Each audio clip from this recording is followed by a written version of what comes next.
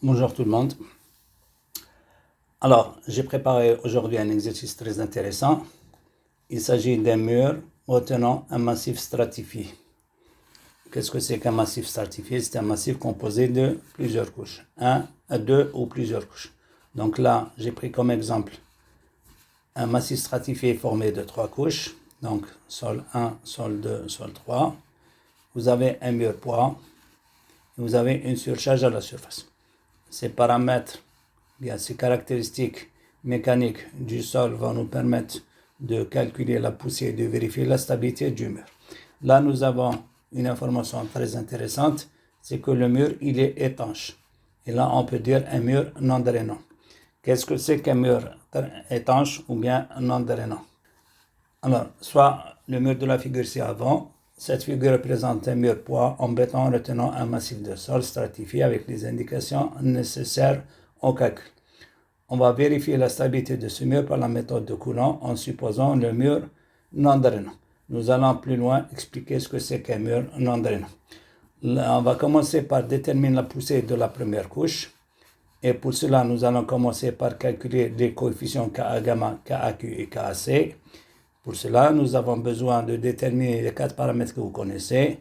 Dans notre cas, bêta égale lambda égale 0, phi égale 20 degrés pour le premier sol, et delta, on prend un frottement moyen de 2 tiers de phi, à savoir 13,33 degrés.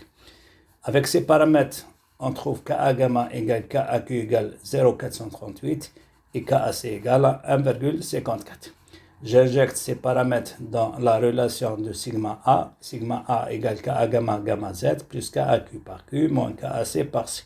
Ça me donne à la fin une équation de la forme 7,88Z moins 6,64.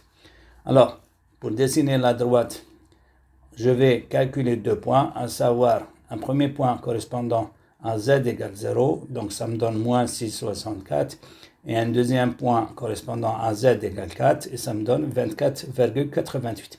Nous avons dit que lorsque nous avons une valeur négative et une valeur positive, il y a lieu de calculer le point où la valeur s'annule. Donc, sigma A égale 0, ça me donne Z égale 6,64 sur 7,88 égale 0,84. Maintenant, nous allons passer à la deuxième couche avec la deuxième diapo. Donc, là, c'est très important ce que je vais vous dire. La première chose à faire lorsqu'on passe d'une couche à une autre, qu'est-ce qu'on doit faire? On doit remplacer tout ce qu'il y a au-dessus de la couche considérée, c'est-à-dire dans notre cas la deuxième couche, par une surcharge équivalente. Cette surcharge représente tout ce qu'il y avait au-dessus de la deuxième couche. Donc, qu'est-ce qu'il y avait au-dessus de la deuxième couche? Donc là, voilà le résumé. Il y avait une surcharge de 10 plus une couche de 4 mètres d'épaisseur, la première couche. Donc, 10 plus 18 par 4 égale 82 kN par mètre carré. Donc, on va étudier la deuxième couche à partir de cette figure. OK? Alors, comment on va faire? C'est simple. Comme d'habitude, on calcule Ka gamma, KAQ, KAC. Donc là, nous avons bêta égale lambda égale 0, phi égale 30 degrés et delta égale 2 tiers de phi égale 20 degrés. J'ai calculé Ka gamma et KAQ, ça donne 0,297 et je n'ai pas besoin de calculer KAC. Pourquoi? Parce que la cohésion dans la deuxième couche, elle est nulle. Donc voici le résultat final. Mais là, faites attention, puisque la deuxième couche se trouve dans la nappe, on prend la masse volumique déjaugée du sol et non la masse volumique totale. D'où gamma prime égale gamma moins gamma W, c'est-à-dire 20 moins 10, et ça donne 10. Le résultat final, c'est 2,97 Z plus 24,35. Là aussi, je vais calculer 2 points qui correspondent à Z égale 0. Donc, le Z ici, il a changé d'origine. On démarre de la deuxième couche. Donc, au niveau de la deuxième couche, le Z il correspond à 0 et à l'extrémité, le Z correspond à 3. Donc, sigma A égale 24,35 pour Z égale 0 et sigma A égale 33,26 pour Z égale 3. On passe à la couche suivante, c'est-à-dire la troisième couche. Même topo, c'est-à-dire je remplace tout ce qu'il y avait au-dessus de la troisième couche par une surcharge équivalente. Mais qu'est-ce qu'il y avait? Il y avait une surcharge de 10, la première couche et la deuxième couche. Alors faites attention, Là, pour la deuxième couche, j'ai pris gamma prime 2 H2, c'est-à-dire la masse volumique déjaugée du sol 2 par l'épaisseur de la couche. Ça m'a donné 30 kPa. OK? Donc là, on va traiter le problème de la troisième couche comme si elle était la première, mais avec une surcharge de 112 kPa.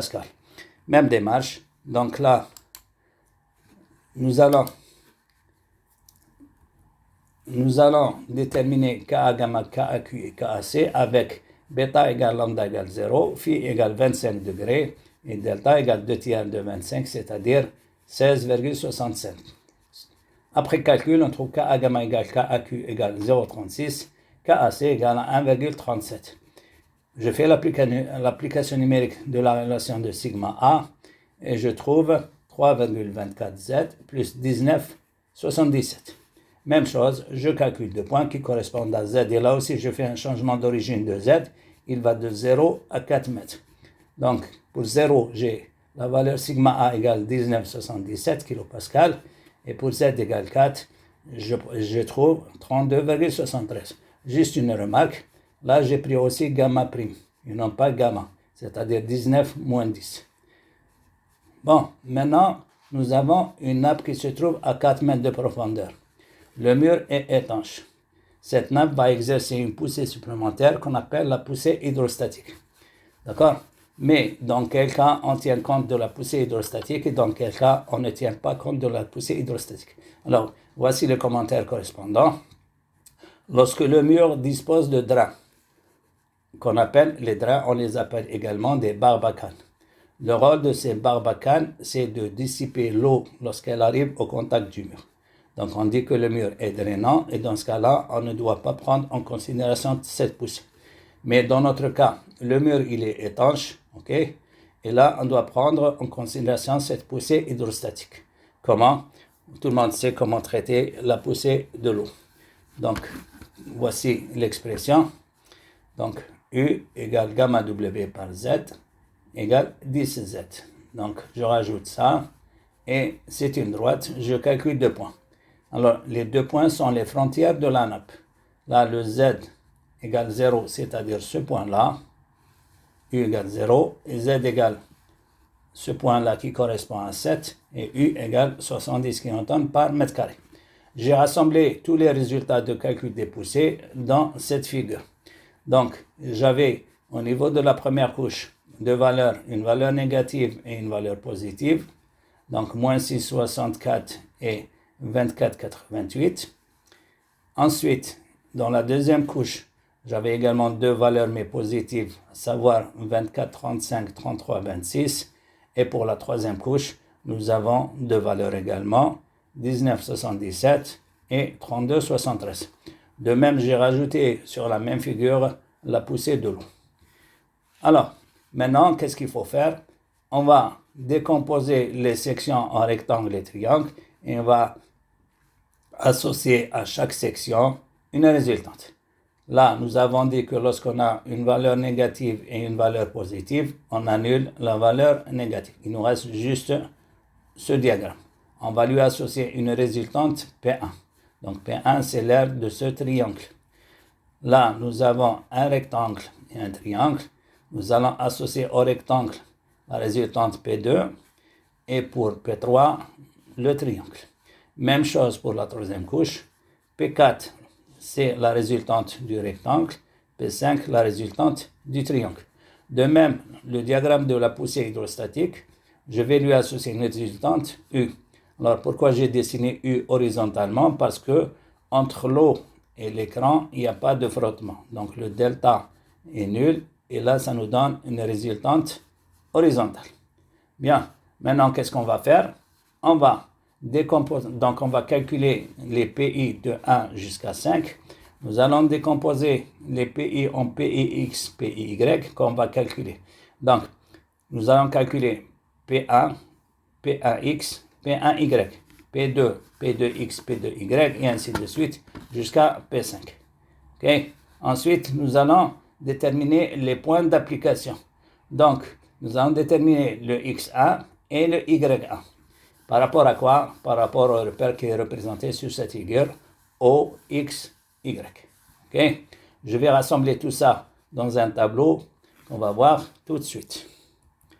Donc, voici le tableau en question. Alors, P1, P2 jusqu'à P5. Ensuite, juste pour mémoire, quelle est l'inclinaison de chaque poussée? Donc, 13,33 pour la première couche, 20 pour la deuxième et 16,67 pour la troisième. Maintenant, je vais calculer directement la composante horizontale. Px, c'est P cosinus delta. Donc, je prends ça, multiplie par cosinus de ça et j'affiche ici. Et les Y, voici les valeurs. C'est des valeurs exprimées en mètres. Ensuite, je vais calculer un moment qui sera égal à Px que multiplie Y. Px que multiplie Y. OK? Nous en avons besoin par la suite. Maintenant, la même chose, mais avec la composante verticale. Py, c'est P sur S delta. Le X, c'est les bras de levier. Et là, vous avez remarqué que nous avons la même valeur partout. Et le moment, Py par X. À la fin, qu'est-ce qu'on va faire? Nous avons besoin de la somme de Px. OK? Voici la somme. Nous avons besoin de la somme des moments, ou bien, je préfère dire, nous avons besoin de la somme des Py. OK? Ensuite, le moment, Px par Y. Ensuite, Py par X. J'ai fait la somme de ces 4 paramètres qui vont nous servir pour la suite. Mais là, nous avons besoin de calculer également le poids du mur. Alors, là, j'ai associé également U.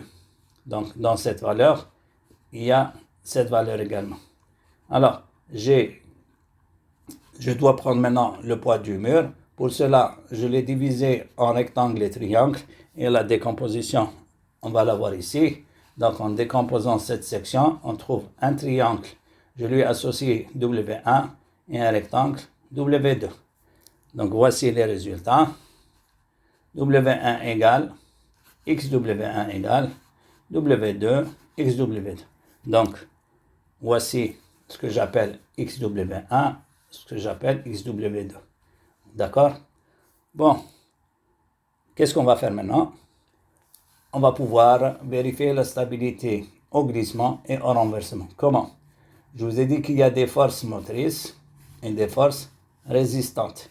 Donc, les forces motrices, dans notre cas, c'est toutes les forces horizontales qui poussent le mur. Dans notre cas, c'est quoi? C'est somme des Px plus U. Et là, j'ai déjà calculé cette entité à partir du tableau. Les forces verticales, bien les forces résistantes, c'est les forces verticales que multiplie tangente du frottement. Donc, qu'est-ce qu'il y a comme force verticale? Les composantes verticales plus le poids du mur. Tangente delta prime, qu'est-ce que c'est que delta prime? C'est le frottement entre la fondation, la base de la fondation et le sol qui la supporte. Là, on estime que la troisième couche, c'est la même que le sol de fondation et on a pris un frottement moyen de 2/3 de phi. Ça nous donne une valeur égale à 399,4. Alors, pour dire que le mur est stable ou pas stable, on va définir un coefficient de sécurité au glissement qui est le rapport entre les forces résistantes et les forces motrices. Et là, on trouve 0,86. Cette valeur, je vais la comparer à 1,5. Si cette valeur elle est supérieure à 1,5, on dira que le mur est stable. Si c'est le contraire, on dira que le mur est instable. Là, on s'aperçoit que 0,86 est inférieur à 1,5 et la conclusion elle est immédiate. Le mur est instable au glissement. Maintenant, stabilité au renversement, même chose, mais là, il s'agit de moments moteurs et de moments résistants. Dans notre cas, les moments moteurs sont somme des Px par Y plus U par Y. D'accord? Donc, voici le résultat. Je trouve 2074 l'unité kilonewton-mètre par mètre linéaire. Maintenant, les moments résistants, c'est pareil, mais sauf que là, je vais voir les forces qui stabilisent le mur. C'est-à-dire toutes les forces verticales avec leur bras de levier. Dans notre cas, c'est somme des Py par X plus W1 XW1 plus WD XW2. Alors, après calcul, je trouve une valeur égale à 4000, à peu près 4800. Maintenant, je détermine un coefficient de sécurité au glissement, au renversement. Là, il y a une erreur. Normalement, c'est FR. OK? Donc, c'est le moment résistant, c'est le moment moteur. Et je trouve 2,13. Comparé à 1,5, c'est supérieur. Et la conclusion là, c'est que le mur est stable en renversement, mais en conclusion générale, nous allons dire que le mur est instable. Pourquoi? Parce qu'on n'a pas pu vérifier la stabilité au glissement. Donc, il va falloir changer la conception et revoir la vérification de nouveau. Sur ce, je vous remercie pour votre attention et n'oubliez pas de vous abonner à ma chaîne, comme ça j'aurai plus de volonté pour continuer dans cette voie. Il y aura beaucoup de vidéos, beaucoup d'exercices et je répondrai à toutes les questions que vous me posez sur ma chaîne. Merci pour votre attention et à la prochaine.